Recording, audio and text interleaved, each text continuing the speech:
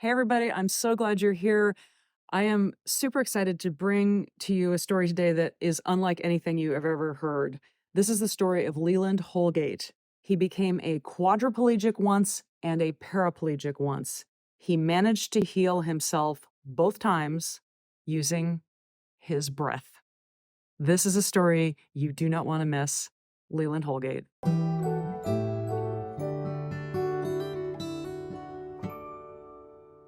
Hey, everybody. Welcome to this episode of Next Level Healing. I am so excited to bring to you today a very special guest who served with the United States Air Force and worked with the amazing elite forces. He became a paraplegic once and a quadriplegic once, and both time using yoga and breath work and other healing modalities healed himself. So I'm super excited to bring you his stories. Welcome to Next Level Healing, Leland Holgate. Thank you for having me. It's an honor to be here. I appreciate you. So, normally when I ask for a bio, I get sort of little short things. I got like 7 pages, which I really appreciated because it was such a candid look at your life and, what it was like to grow up in a military family with tremendous amounts of stress, what it feels like to have to live through not only protecting your own life, but protecting the lives of others that you're responsible for and care about and love, and the emotional toll that can take, and all the work that you're doing in this area. So take us back to the beginning. Let us know what it was like growing up for you. And I know loss and suicide has been a big part of your life. So for those that are dealing with that in their lives, I'd love to be able to give them some tools. Yeah. Starting all the way back, like you saw in my bio as a child, it was interesting to immediately see the effects of service to our country and what happens, especially with those that go to combat, and not taking away from other veterans like myself or others who might not have been to combat, but just seeing the effects on my father was visceral. And of course, at the age of 5 years old, I was just a big heart. As a child, you're just a big sponge, you're a big love bucket, and all you're looking for is understanding, compassion, and love. And that's all I understood. So when I saw this side of my dad, it was interesting that I had this objectivity at 5 years old. Though he was literally breaking my body and emotionally abusing me from the age of 5 on, I could tell it wasn't him. I had some sort of compassion for him at a young age, recognizing like, this is not my dad. I don't know what's going on, but he comes home and then all of a sudden this pattern switches and it's Dr. Jekyll and Mr. Hyde, So it was very interesting to see from a young age. So of course that got to be my whole childhood, living on the edge, walking on eggshells, making sure you don't do anything to bring attention to yourself in any way so you can just make it right under the radar. So it's interesting because a lot of people don't understand when I say my father was the nightmare of my life, but he's also my hero and still is to this day because I know what he went through and I know what he sacrificed. At least now I do, then I didn't, Right. But now I know what he sacrificed and why he was so psychotic in that way, that what he had seen and what he had been through and what he had done literally came home with him, right? Yeah. It etched its energy patterns into not just his mind, but his body and became his way of being. And from that point all through my childhood, funny enough, wouldn't you know, I joined the military too, right? You get tired of being told what to do, so you join the military. But the moment I did that, I knew I already had the compassion for my father and understanding that this isn't him. There's something that's broken here, that it's not him, while what I'm going through sucks, to have broken bones and thrown off second-story balconies and just to watch. He threw you off a second-story balcony? Yeah. There were many times it was, something as simple as spilling the Kool-Aid, Yeah. would just send him through the roof. His nerves are already pegged out based on combat and everything that he had been through. Yeah. So yeah, just something as simple as dropping the Kool-Aid, and I went off a second-story balcony because I woke him up. And you were from in a nap. very difficult position because you had family members that you wanted to protect. So sometimes you were trying to avoid him at all costs, and other times you were trying to make yourself the target so that you could receive the blows instead of your other more vulnerable family members. Exactly. Yeah. Hey guys, studies are showing that 68% of people that watch podcasts regularly don't click the subscribe button. Do me a huge favor. If you like this content, click subscribe so other people know where to go for the cool stuff. Thank you. Yeah, oldest of 5. So it was anytime I saw him going after one of the other ones, I just made sure he directed it at me because I was already used to it. I knew what was going on. Somehow I was born with that capability to hold that space for him, so I didn't want him going after the other siblings or my mom. So you joined the military. Tell us what your experience was like there and why you took that time off, and then what happened. Yeah. So 17 years old, Dad signed the paperwork for me. Of course, he was proud. Joined the Air Force. And the moment that I joined, really got a taste of why he was the way he was, at least just in small part. This is only basic training. So you're not gonna get the full picture of what it's like to be in combat just yet. But what they're training you for in basic training is combat. They're getting you used to being on a regimen, picking up these skills, and just on automatic, the moment that you need to act, you can act, and you already have these programs built in, right? And the military and the CIA are the most epic at brainwashing and programming and literally building you from absolutely nothing to the monster or machine that they need you to be. So it was interesting just the first few days. The moment I came in, I was like, oh my God, no wonder he was such a psycho. I'm starting to get it now. Like, the moment you're there, you are no longer a person. You are property. You are lower than property. You are scum. You are they take everything away from you. It's behavioral therapy, right? In the worst way. They literally take everything away from you, vacuum away all of your rights, make you absolutely nothing, and then build you up literally the way they want you to be. And that's when it clicked for me. I was like, wow, okay. He was literally running a program my entire childhood. He had nothing to do with any of that. And of course, when he comes back home from these deployments and tries to fit back into the regular world, of course there's going to be schism there. There's going to be some sort of controversy inside of what his mind and body are telling him to do and what society actually wants him to do. So it's interesting. So you went and you discovered how trying this work is. Tell us about that mission that you were preparing for, where you ended up getting thrown around like a gnat on a windshield. Yeah, it was interesting. So after basic training, I went through some specialized training, decided that I tested so highly that I could join anything that I wanted inside of the Air Force. They gave me pretty much carte blanche to pick my job. So I chose C-130 Loadmaster, which is the enlisted side of basically controlling the aircraft, loading the aircraft, taking care of paratroop drops, all the things that are, it's just an amazing job. I could talk about it forever. But since I picked that job, it's in a specialized force. So you have to go through a lot of specialized training. I had to go through POW training and SEER training, which is survival, evasion, resistance, and escape. Some of the special forces trainings that they send a lot of our elite forces to.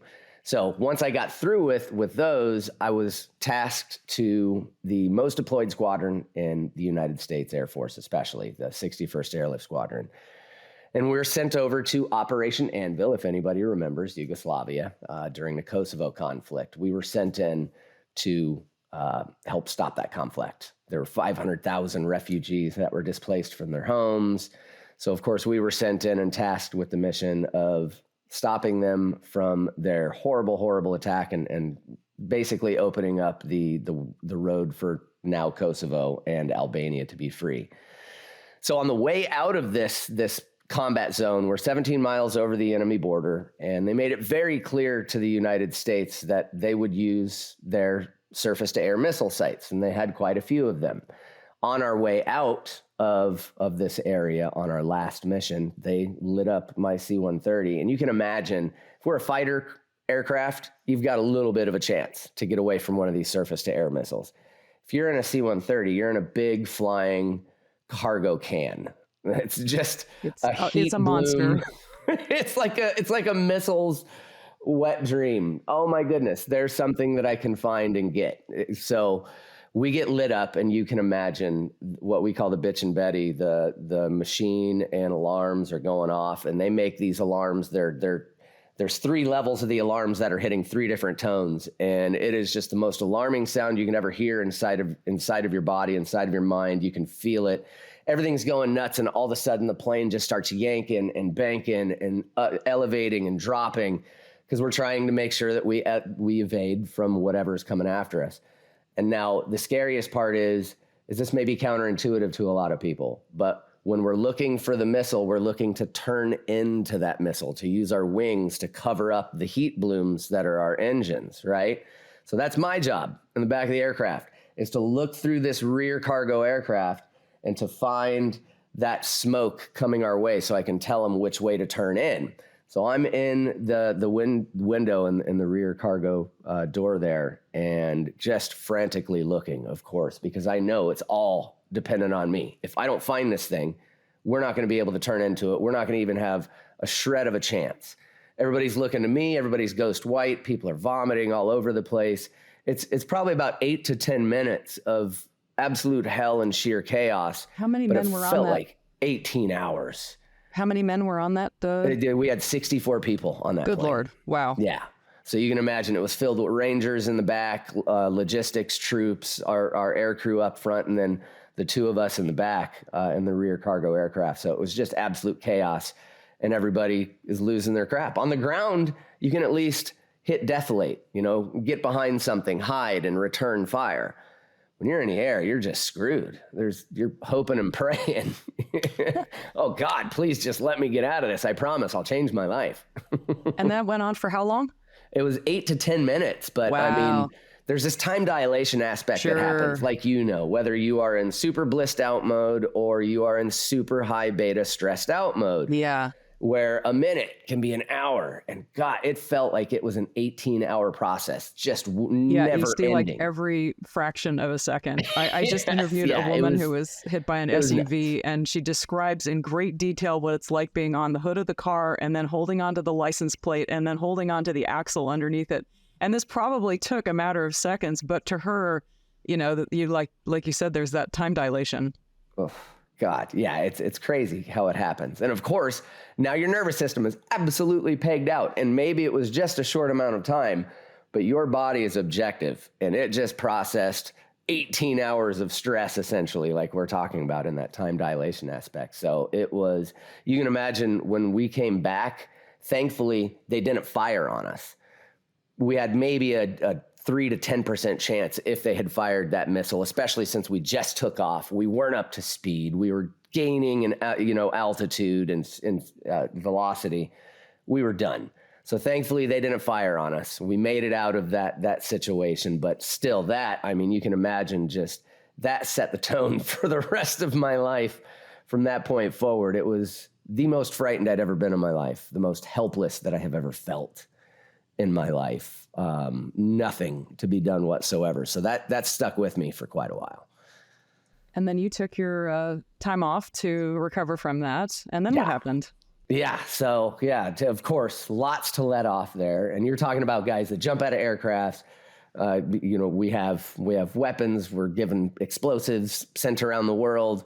18, 19 years old, and you have every power in the world, right? And you're allowed to do all these things. So of course, we can't just go for a walk or ride a scooter or something. We got to do something high rev to really just let the steam off. So we decided to go out to the lake and get one of the fastest watercraft that we could find and get pulled behind it on an inner tube, because that's always the smartest thing that you can do. So we're out at Greer's Ferry Lake in Arkansas, because I was stationed at the Rock. Heber Springs, and we're having a blast. And the driver, I goad him to speed it up, and that was not the right play because you could hear him rev the engine, and then all of a sudden the skips on my inner tube became fewer and fewer, and that's when it kind of set in like, wow, this is really stupid. What are we doing? And the moment that hit me, he cut left. And when he cut left, just like centrifugal force will tell you, and momentum slung me off of the inner tube. There was no holding on to that thing whatsoever. So at probably 40, 50 miles an hour on the water, that just turns the water into concrete. There's no give to it whatsoever. And all I remember is water coming up and then absolute blackness. Why did he everybody cut on the left? shore said I looked like a folding chair just for 100 yards, pop, pop, pop, pop, pop, pop, pop, over the top of the water. Why did he cut left? Ended up face down. And that was when I was gone. So I was dead for 3 minutes and 48 seconds. Whoa. My friend and brother who saved my life noticed that I was bobbing face down and ripped his wave runner around, pulled me up out of the water and just like wore me like a belt as he just sped into the shoreline. And the moment that they got there, I was at least lucky enough to have a state trooper that was sitting in the park. So there was a state trooper in Heber Springs Park right there in that same spot. Thank you, universe. The moment they got me in, they carry me onto the shore, and he starts going at the revival process right away. I wasn't breathing, no heart rate, heart had stopped.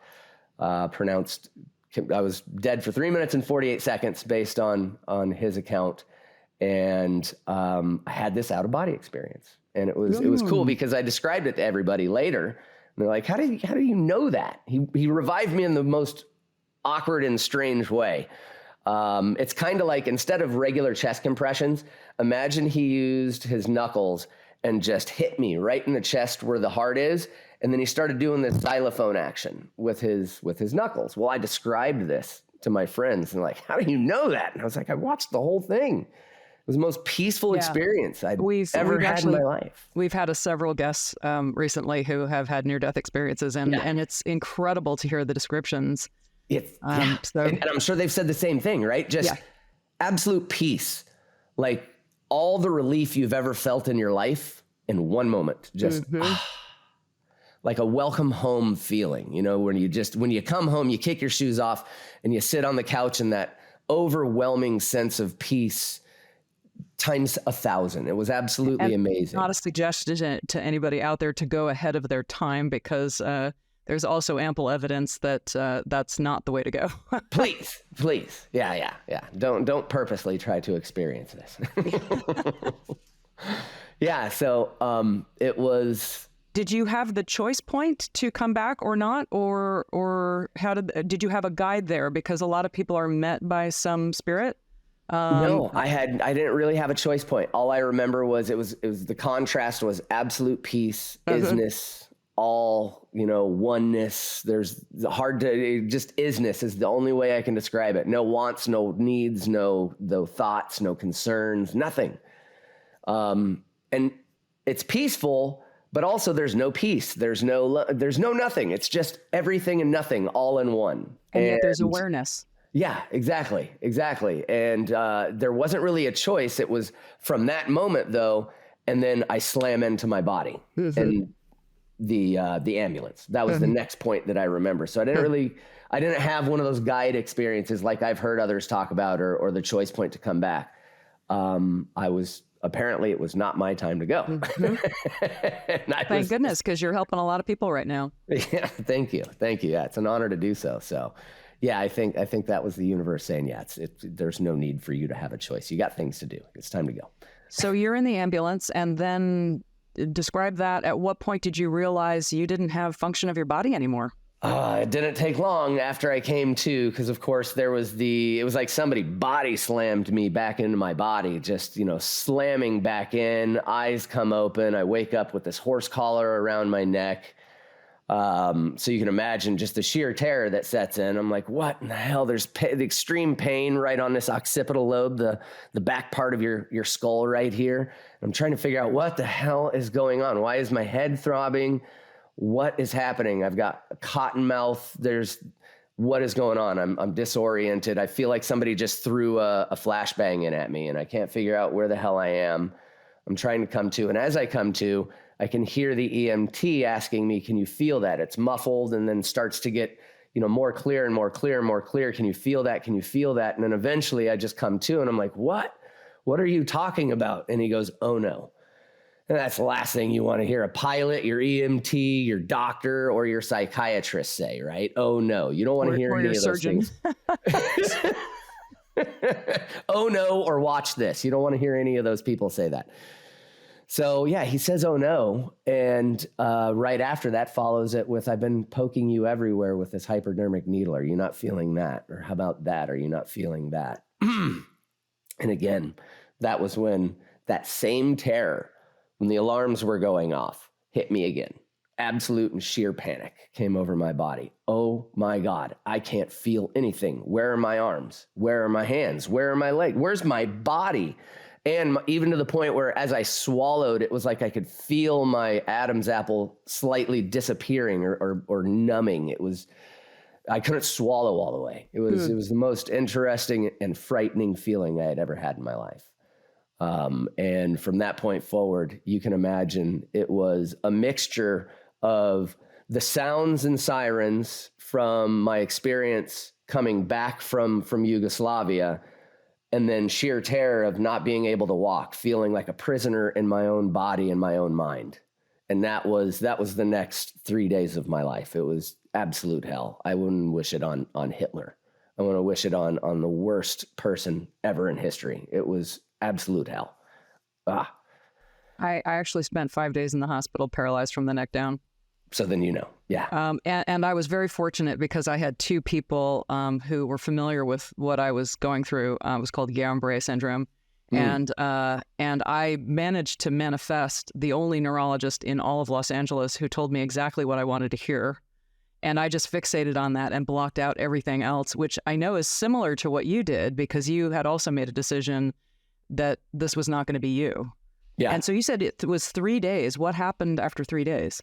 Yeah. So 3 days. And unfortunately, on my experience, the doctor side of things was a little different. My doctor came in and vacuumed hope right out of the room, right? Like, well, you got to... My doctor in the hospital tried to do that. Okay. So then He said to me, don't expect to get your body completely back. But because I had already fixated on what the other two guys had said, one of them was a neurologist who had all the sheepskin on his walls, which is, I needed to manifest one of those. And then one guy that just was brilliant and people went to for information all the time. And both of them told me exactly what I wanted to hear. So when the hospital doctor said, don't expect to get your body completely back, I literally made a giant red delete button in my brain and I pressed it with all of my might. And I was furious, but I didn't let him know that because, this guy's, like taking care of me. So. Right. Yeah. No, that's good. I was back to work in 3.5 weeks and I took a picture of myself doing a very difficult yoga pose 6 weeks later and sent it to the chief neurologist. That's impressive. Super impressive. And another example of power of the mind and intention. My goodness. Well, it's like, what's the alternative? If you're in a bad place, might as well fixate on the very, like our hero Joe Dispenza, with all of his lumbar vertebrae fractured, he didn't just sit there and go, oh, my life's going to suck now. He said, I'm going to, there's only one option for me and that's full recovery. Exactly. Yeah. And that was the inevitable find for myself as well. It was a little tough though, of course, because I didn't get the two guys that were on your side and told you what you needed to hear and what you wanted to hear. I just had the guy come in and tell me like, sorry, dude, C1, C2 contusion, silver dollar size, you're screwed. You can't heal spinal tissue. You hit it in the worst place. No wonder everything turned off. Your heart shut down, all these other things. Yeah, exactly. So he walks in with, using the word maybe, or it's a slight possibility occasionally or something like that. But all these things that literally vacuum hope out of the room, right? I'm 19 years old and I bought it. It's an authority figure. As far as I'm concerned, I'm programmed. Follow authority. Listen to what they tell you. And this guy just came in and told me, I'm done. That's it. Let's start putting in wheelchair ramps. We're gonna get your showers converted. We're gonna, all these other things, right? So I fed into it for 3 days, and It was again, a mixture of the experience from the mission and all of those sounds. Cause so you can imagine every time I even closed my eyes and started to drift into Delta, that would pop up, and then I'm back and I'm awake again, and I'm experiencing these night terrors that are happening, and I'm a prisoner in my body. So I wake up, and of course you want to move or do something, and then I'd wake up, and then I would just cry for hours and hours because I couldn't move. I couldn't, there was no escape. I can't escape any of these things that are happening. I can't escape my mind. I can't escape my body. Did you have anybody with you at this time? Was there a loved one there with you? I had friends, but you can imagine I was so in the depths of my hell that I was self-loathing. I was self-deprecating. There was no consoling me. I was asking friends to kill me. I did not want to live. I didn't want to do it anymore. 19 years old, I had everything ahead of me. I had special forces, Hell Week ahead of me. I could have went to Hell Week and been one of the pararescue or combat control guys in the Air Force. And before I even get the chance, so just stuck with all of the, the loss, of course, at that age, and being told I'm never going to get the things back that are the basic and things that we take for granted, like walking or breathing on your own. And what was the first? I fed into it. What was the first glimmer of light that you saw that gave you a sense that there was a possible other solution? Yeah, it was, funny enough, the training. The SEER training, never give up. You're not alone. 3 strikes, you're not out. There's always one more thing that you can do. You're not forgotten. We are coming for you. Do not give up. Do not surrender. Continue to escape. Continue to evade. Resist, resist, resist. Wow. You are in control. Don't let them lie to you. And all of that training came back. And immediately when, third day, the doctor's in there doing his limiting life speech and everything else about how we're going to set up my house beautifully for the quadriplegic now. It was an exploitive no, doc. And in that moment that I just got fed up with talking about my limited possibilities, screaming out F no was everything I needed. All of a sudden my brachial plexus, this cluster of nerves in your shoulder right here, lit up, and I got this wah of energy that traveled down my scalene muscles, both anterior and posterior. So you can imagine my eyes just flew wide open. And in that moment, I just interrupted the doc. I was like, Doc, I don't mean to interrupt you, dude, but I need you to get the hell out of my room. And Tony's out there in the hallway. I need you to tell Tony to come in here. I got to talk with my friends. I love it. That was it. That was all I needed. As soon as that happened, I was like, whoa, you don't know what you're talking about. Exit and send my friends in, please. Wow. Yeah. So it was just that. That's like Dr. Joe saying, no Harrington rods. Thank you very much. I'm gonna fix this with my buddies in a swimming pool. And yes. It's that. It's again, just like you, that doctor told you the thing, but you already had your mind made up. And once you made up your mind, it's the same thing. Myself, Dr. Joe, we made up our mind. And in that moment, the universe said, yeah, there you go. And this is also for the listeners out there. This is not medical advice. No. This is a personal decision that you make given the best information that you have available to you. And it wasn't like Leland and I didn't consult medical people. It's not like Dr. Joe didn't consult medical people. Sure. And you do make decisions based on the risk and reward of anything. Exactly. Yeah. I would still go to the hospital if you get hurt. Yeah, and in your case, there was no downside to focusing on your healing. Right. No, exactly. And that was my thing, right? Like you had mentioned before, I have 2 choices. Give in. Yeah. Or imagine the impossible happening, right? Mm-hmm. It was like, what do I want? Well, I'm going to go for the impossible thing. Even though it's impossible, it's a lot better to focus on that. It makes me feel a lot better in here to focus on that, and a lot better in here than to focus on, I'm screwed. And isn't it interesting that God, the universe, source, gave you that amazing rush of energy to say, hey, maybe there's something to this. Yeah. So, and that was the thing too, that I paid attention to, is I noticed in that moment too, I was like, oh my God, thank you. Because there's so many times the universe, source, God, whatever you call it, gives you those signs and you ignore them. Well, I had no other choice but to answer and listen to this one. Of course, I was in a good position. So thankfully I did not miss that sign, and I was jumping on the bus immediately. You were going to focus. Here's your proof. So then what happened? Yeah. So from that point forward, it got even more magical. You can imagine I made up my mind. Now the universe was going to do everything that it could. It was going to pull out all the stops. And in 1999, get this for chance, right? Yeah. There's coincidence in the universe, right? 1999, in the military, I get a physical therapist. He's a male. He's an Ashtanga yogi. Tell me the chances of that in 1999. Well, there's like the chances of me getting a neurologist to tell me that my guy didn't even tell me that I had a 1/3 chance of my heart and breathing stopping. He just omitted that. He said, well, go to the hospital because you might need some plasma. Holy crow. The hospital did every test imaginable.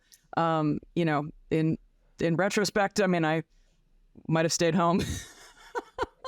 Right. Because my heart and breathing didn't stop, and they did a whole bunch of tests on me that actually were not medically required, and they were painful as all get out and very invasive and potentially toxic. But anyway, that's another story. Yeah. This is why I'm becoming a doctor, because of these things. Well, it's nice to have doctors that, will stack the deck in your favor and let you know the risk and reward of what you're choosing to do. That's called informed consent. Yeah. And again, this is not medical advice for anybody. This is just information. Absolutely. And this is our stories. Yep, absolutely. And it's even the same thing that I tell my clients right now when I'm working with our warriors is I can't promise you what's going to happen. I can't even promise your result or what you're going to get. But what I can promise you is I'm going to be right by your side, trying as long as you don't give up. I will be right there by your side, walking step by step with you. And that's the doctor I want to be, the guy that walks in and gives you all the hope. Like, listen, it's a tough situation. You know it. I know it. But I'm going to be right there by your side, and we're going to try absolutely everything. And as long as you're willing to move forward, I'm right there with you. So you have the Ashtanga teacher. Yes. So what does an Ashtanga yoga master do with somebody who can't move their arms and legs?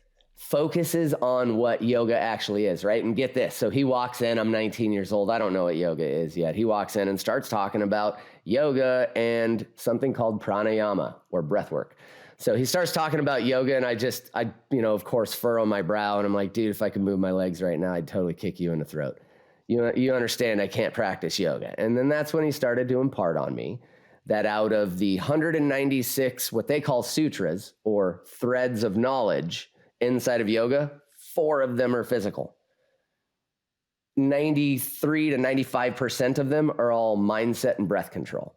So when he hit me with that, I was like, okay, all right, you got my attention now. So he wanted to start teaching me these breath techniques. And as we're doing some of the stretches and he's opening my hips or moving my arms to prevent atrophy and to help regain some activity in the nerves, he's having me do these special breath techniques. So he has several of them that he's teaching me, some from Qigong, some from Kundalini yoga, some from Hatha yoga.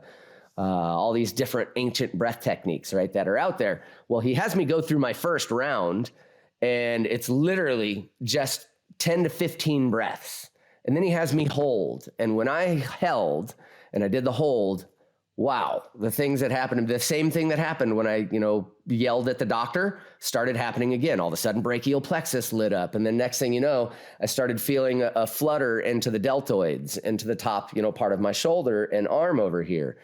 And again, that hit me. I was like, oh my God, what was that? And I was hooked from that point forward. So as soon as he hit me with that first breath control, I was hooked. I wanted more and more and more. And even when he wasn't there, I was doing it. My goodness.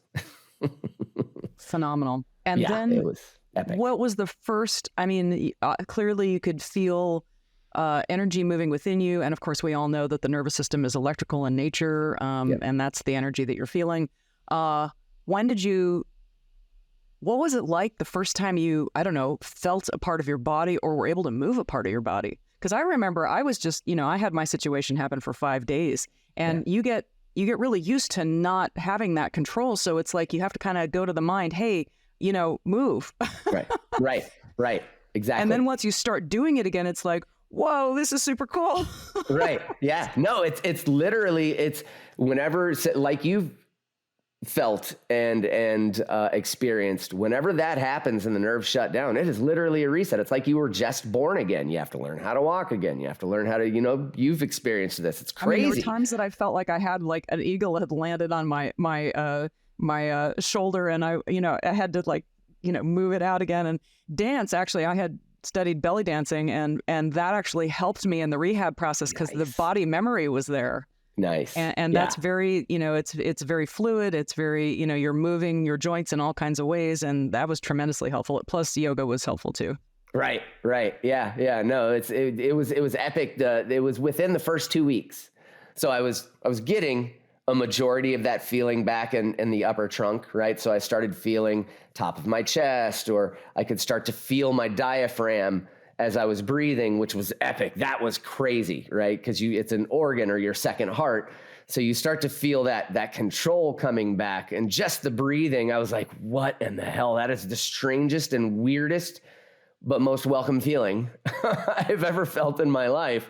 Just to be able within the first 2 weeks to pump my belly and to be able to inflate my lungs even more. And then of course that exponentially increased how much I could do on my breath work. It increased how much I was able to hold.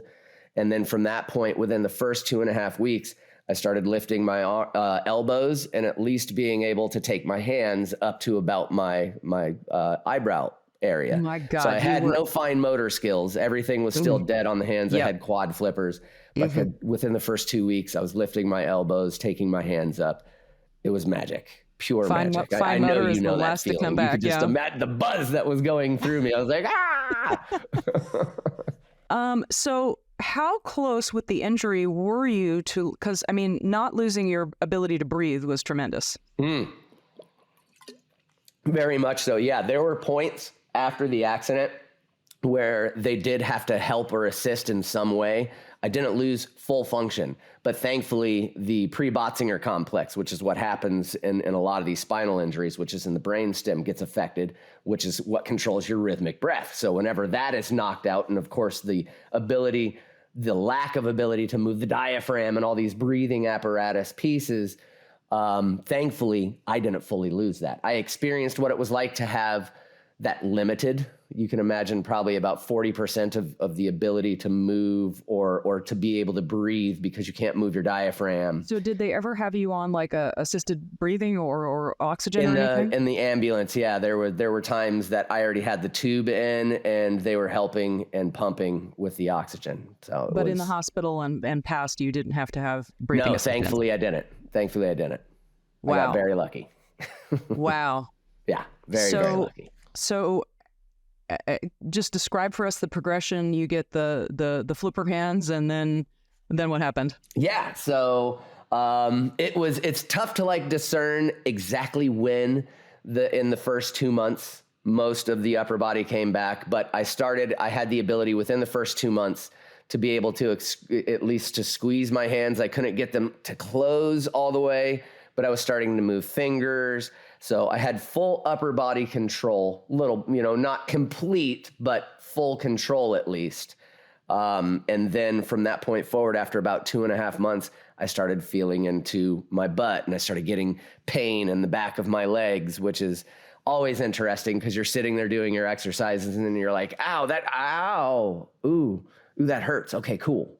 It's the first time that you enjoy pain whenever you're coming as back from something. As an acupuncturist, I had somebody who had no use of his leg from an injury, and it had been for 10 months, and he had no money, and his friend begged me to work with him, and I just gave him the service because I thought, if I don't help this kid, and I said, look, this is probably not going to feel good when this thing goes from being a numb thing that you're dragging around to you getting the energy back in there. It's going to hurt, and he's like, go for it. And he did all the work that I told him to do, and we cranked on it, and he got almost all of his functioning back. I love it. Yeah, I've told people, it's like, if you want to experience what I'm talking about, sit on your foot for about 5 minutes. Just sit on your foot for 5 minutes, let it go completely dead. and then take it out, move your ankle around, and get the blood flowing. And if you've probably already done that in the past, but you can remember, what did you get? You got shooting pain. That's once it started waking up, right? So those are the things that people that have their nervous system awakening feel. It's this. And it was the most welcome pain you've ever had, right? Exactly. Like, bring it on. Yes, exactly. Like it'll jolt you out of whatever you're doing. You're like, oh, yeah. Keep that coming. So, that was the first 2.5 months. Started feeling the numbing pains in the legs and the pressure, which gave me everything I needed to know. From that point forward, I already knew I was coming back. I was getting it all back, but that sold it. Within the first 2 months, I was like, oh yeah, I'm coming back from this. I just got to keep doing what I'm doing. I'm already feeling my legs. I've got full upper body control. Everything's back.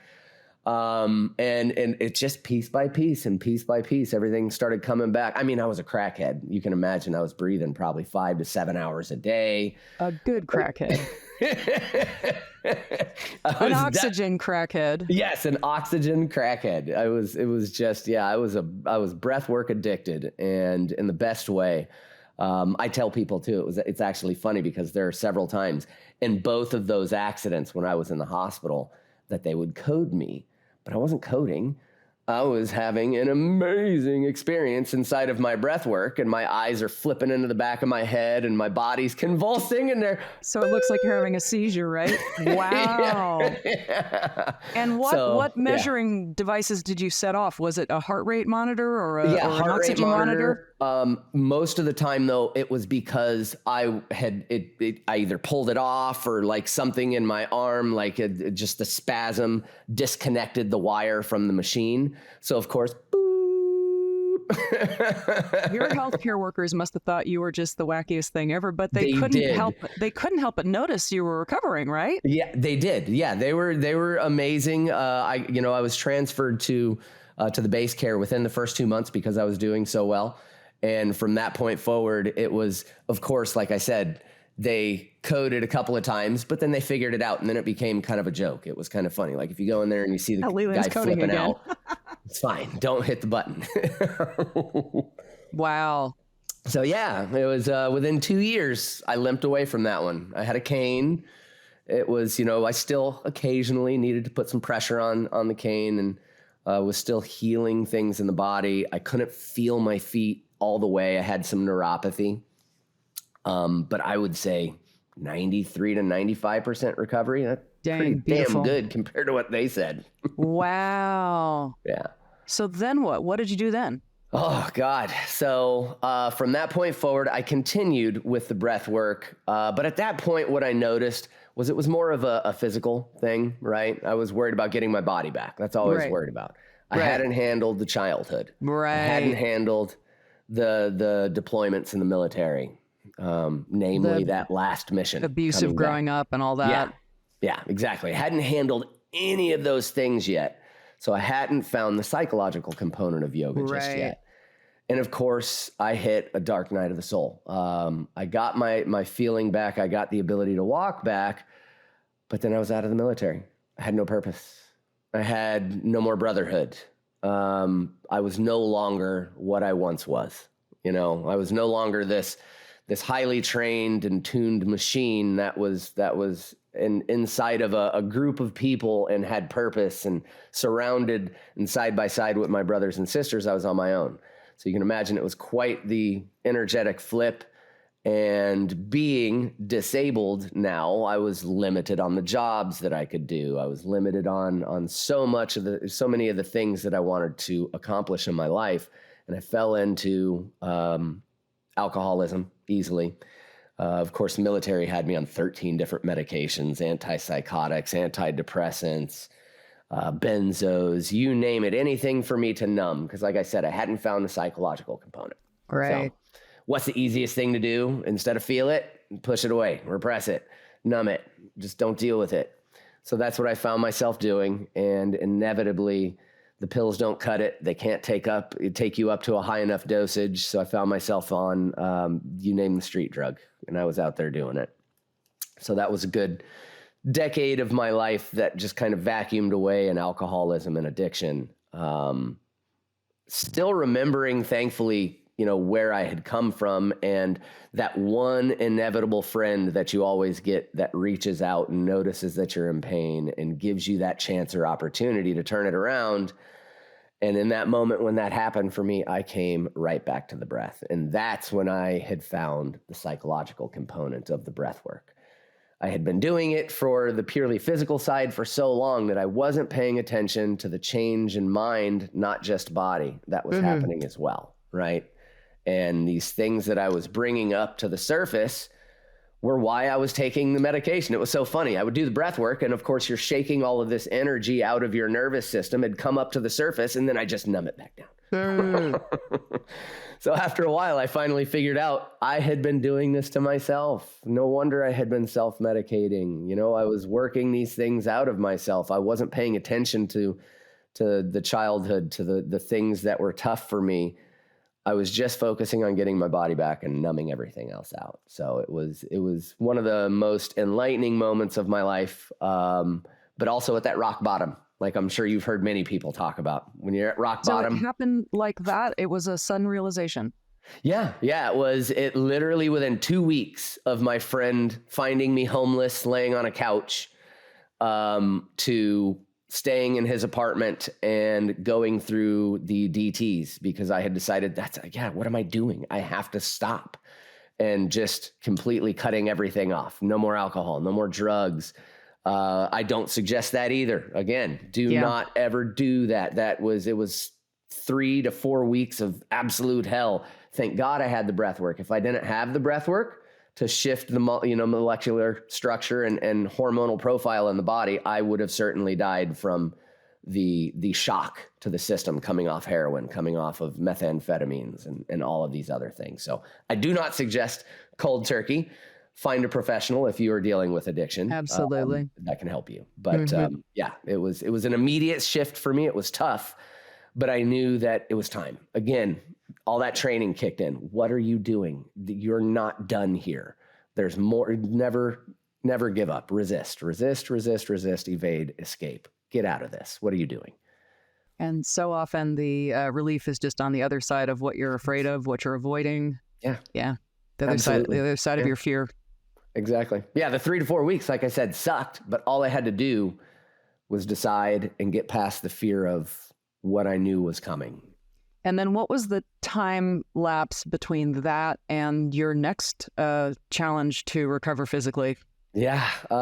So it was about 2.5 years from that point forward. That was right around that time I had come back. I had gained my first yoga certification and become a yoga teacher now. So it was, now I had at least a more visceral understanding and like connection to the breath and where it had come from. Now I had the two components mixed together. I was starting down the yoga path.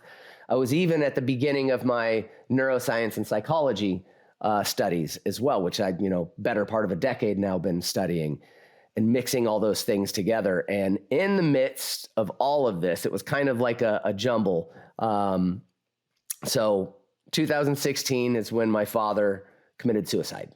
And he was one of the now 44 a day. It was 22 a day there for a while, but wow, it's 44 a day military personnel in the U.S. that commit suicide. One every almost 33 minutes. Ouch. Yeah, it's crazy. So that was another wake up moment for me, right? Because now at this point, I had made it through all of these things that I had made it through. And I wasn't downing on myself, but it was the catalyst, right? It was the wake up moment for my furthering my education, for taking this out to the world now, because my father just committed suicide. And that was my message from the universe to say, like, you have found all these ways to heal yourself from the most horrendous and impossible things. Why aren't you out there sharing this? Your father could have used what you knew. And I didn't use it to down on myself. I just used it to push myself out into service and to recognize he could have used what you have. They out there now who are alive can most certainly use what you have found, and you need to get out there and share this. That's serious motivation. Yeah, that was my moment. That was the catalyzation of this movement now that I have created. It was my choice to take action. And funny enough, there's never reward without risk, right? And just as we also know, there's also you don't overcome anything without a challenge. So about a month later is when I was also diagnosed with colon cancer, stage 2. So that was a very interesting point in my life. I had just come back. I had started studying. That's also when I had found Dr. Joe, thankfully, was just shortly after I was diagnosed. I was already on my breath work. I was already really getting back into my yoga, fixed my diet, went vegan, you name it. I did the whole holistic switch once I was diagnosed. And then I was given a book called Becoming Supernatural. And I mixed those two modalities together, and wow, pow, talk about peanut butter and jelly. My breath work, his meditations, holy crap. And so I was going through, and within 18 months, full remission on colon stage 2. And I did not do the chemo. I did not do the radiation. They were even talking about potential J-turn, which is where they cut out 6 feet of your colon. And now you have a permanent colostomy bag. And again, this is not medical advice. This is Leland's story. Again, yes, these are what I did. And it is all risk and reward. And I tend to lean very holistic myself. And I am very impressed with what happens in the body with the breath work and Dr. Joe's work. But again, this is a story and for educational purposes only. Absolutely. I love that you say that. I do the same thing in my podcast as well, just making sure everybody knows, just conveying my story. Make sure you consult medical professionals, please. So for me though, it was a 1.93 centimeter tumor that was lodged in the inner colon, right in my sigmoid colon, which is right before your rectum. And those were the options that they gave me. And you can imagine at this point already, I know which way I'm going. Like, you guys aren't going to shake me from the route that I'm headed. I appreciate all of the suggestions. I'm going to go ahead, dig into my breath work. I immediately started my cancer protocol with my diet, with everything that I was taking in supplement-wise. I was also doing RSO, which is Rick Simpson oil suppositories. So I was just the whole holistic approach, and of course, breath work being the foundational piece. And now, Dr. Joe's meditations. I was doing my breath work and blessing of the energy centers like it was going out of style. So 18 months and full remission for myself on the colon cancer, which was absolutely amazing. And what seems to be very, I know this is being emphasized a lot at the live retreats, that whatever your personal choice is with your medical providers, your professionals, if you choose to go conventional or non-conventional, it helps factors in the blood that help both situations. Yes, absolutely. In fact, we have many MS warriors, cancer warriors, and spinal cord warriors. So especially our cancer warriors, we're talking about cancer right now, that are using some of the conventional approaches, but they're also using the breathwork and meditation and noticing exponentially better results based on they're giving their body more oxygen. They're meditating and slowing down the brain waves and feeding everything. So yeah, that's a really great point for those that do pick the conventional route, because neither of us here judge. I mean, I'm here to help you no matter what. I don't care which route you pick. They can definitely help you out. And we are not your medical professionals. Yeah, exactly. So that's phenomenal. And from start to finish, from the time you got the diagnosis to the time you, presumably, did you get additional blood work or imaging results that showed that there had been a shift in the direction that you wanted? Yeah, I got my full blood profile, CBC and everything else, got the scans, and and I had an interesting thing that had happened anyways. I had actually passed the tumor, and that was kind of when I knew. Whoa. It was at first, I was like, it kind of freaked me out. And then I realized, This is a disgusting question, but did you save it and show it to your doctors? You better believe I did. Yeah, I know. You better believe I did. I know, TMI for a lot of people that are out there, but yeah, I did. I was like, oh my God, you're coming with me. I know, but when it happens to you and you have any kind of scientific brain, it's like, no, this is evidence, and I want to know exactly what happened. Absolutely. Yeah. No, it was epic. So that was my signal to go in and get my blood profiles done once again, and everything came back. Was your doctor shocked? How often have they seen something like this occur? I was one of the first that he had ever seen this occur, especially without doing any of the conventional treatments. The entire time, it was VA ran as well. So I didn't really communicate a lot with him. But when I came in for my checkups, he was always just blown away. Absolutely blown away. So yeah, you can imagine the end result. He was like, what the hell did you do? That's cool. Did it change the trajectory of what he studies or gets interested in? Because I don't know. I haven't honestly kept in touch with that one. Yeah. Okay. All right. Yeah. So then, as fate would have it, you had another physical challenge. When did that occur? So we've already got 12 books, right, in the making. And then if that weren't enough, 2019, I'm driving along, and it's one of those things where, your phone is in the center console, and it's not that you looked at the text message. It's just that the notification comes across the screen. So you see the person's name. So for a second, you look over to see who the text was from. You don't even check it, but just looking over. And the moment I look back, car right in my face, head-on car crash, and came to. Again, it was like, well, of course, the airbags had gone off. Was this a car that had gone into the opposite lane? It was, yeah. So basically what happened is as I'm driving, another car that was coming perpendicular on another street tried to make a right-hand turn from the left-hand lane, because it was like oops, I was supposed to be over here. So as they tried to turn, inevitably, they were hit by the two cars that they tried to cut off, which sent him screaming down my lane. So it just redirected his car. And the moment I looked up, it was like, I got off two words. Oh, crap. And that was it. Well, yeah. So came to again, smell of gunpowder in the car. I thought someone threw a flashbang at me again. Dazed and confused, trying to figure out what's going on. Why is the engine sitting in the passenger seat? This is interesting. What's happening here? And then the paramedics show up, the firefighters show up, and he opens the door, and they're obviously very gently trying to get me out of the car. And as they get me out of the car, I fall to the ground because there's just nothing. My legs are just completely limp. So they take me down to the ground, and the moment that they get me onto the ground and lay me flat, I again noticed that I have some really extreme pressure in about L3, L4, right towards the lower side of my back. But then there's nothing below that. And I can't move my legs. They're spaghetti right now. So you can imagine I'm laying on the ground. What must you be thinking, having spent all that time recovering from being a quadriplegic, and now you find yourself a paraplegic? Yes. So I'm laying on the ground. I'm laying back, and pardon my language, but I literally verbalized to the firemen. I was like, you've got to be shitting me. That was the only thing I could say.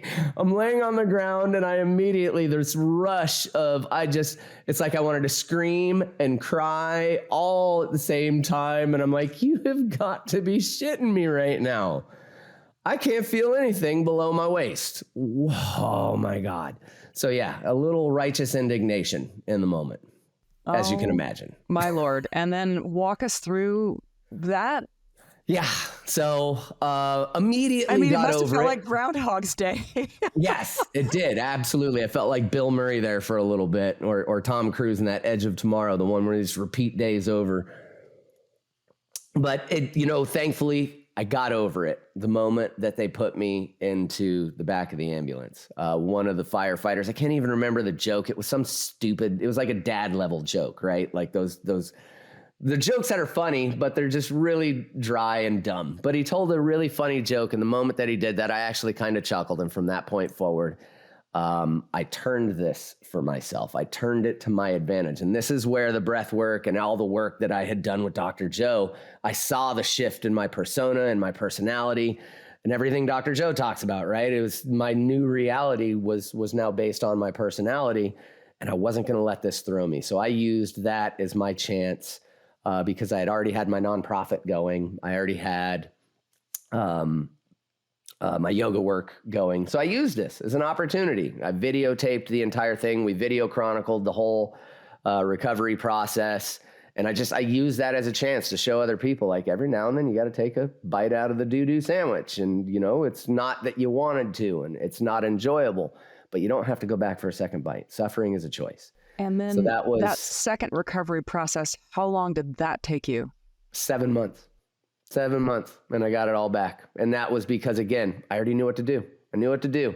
Have this set, go after it, ignore everything else on the outside, stick to your guns, do what you know you got to do, and let's get this thing going. They released me from the hospital in 2 weeks.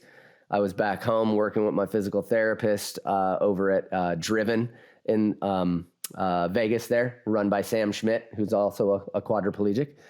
So did my physical therapy, and within 7 months I was on a walker, but I count that. I was still walking. So maybe God was saying, hey, you didn't get the footage from the first time. So make sure you you film this one. It's funny. I've said that to my fiance, and I've also talked to my friends about it, and they all agree too. They were like, you had no photo or visual evidence on the first one. All you have is medical stuff stating all your things. Now you had a chance to record it. Oh, Lord. Oh, gosh. Wow. Yeah.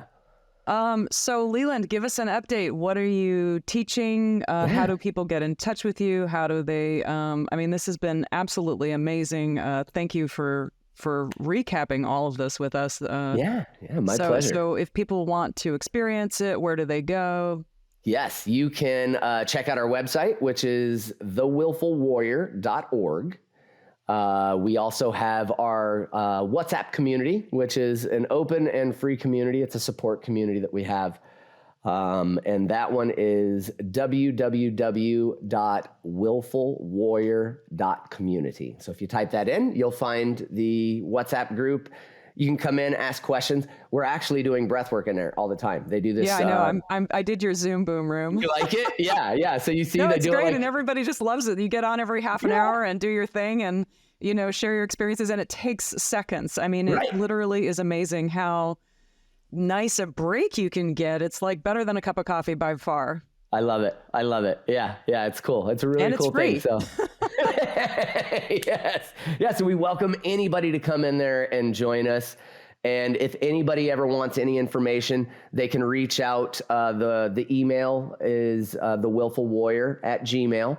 You can reach out. We have a couple of different programs. Our new one, Awaken the Warrior Within, is a full 12-week transformation.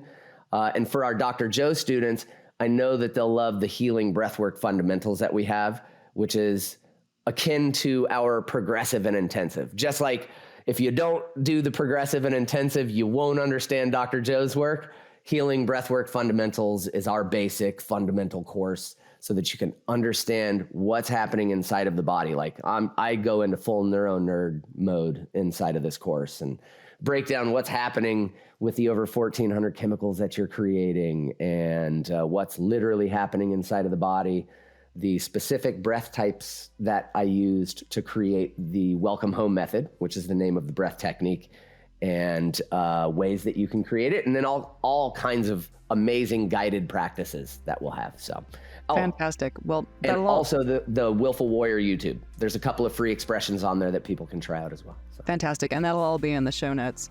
Leland, thank you so much for sharing your incredible journey from, going through all the military background and the training and having to recover from being a quadriplegic and then a paraplegic using yoga practices and breath work. Thank you so much for being here on Next Level Healing. Thank you for having me. If you got value from this, please click like and subscribe. Check Leland out in the show notes and how to get in touch with him. And thank you so much for being here on this episode of Next Level Healing.